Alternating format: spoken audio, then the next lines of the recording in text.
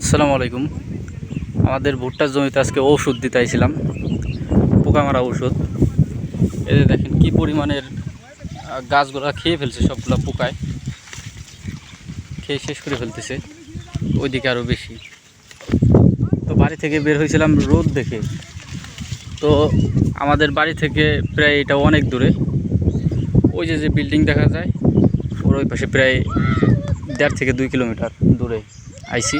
আর একটা জমি আছে ওই রাস্তার ওই পার, ওটা হচ্ছে অন্য আরেকটা ইউনিয়নের মধ্যে বসছে। তো ওইদিকে ভুট্টার জমিতে এই আশেপাশের সব ভুট্টাগুলো আমাদেরই।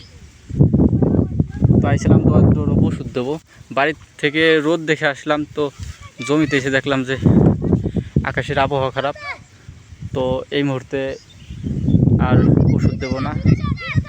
এই যে সবাই ঘূর্ণি উড়াইতেছে, গ্রাম বাংলার ঐতিহ্য।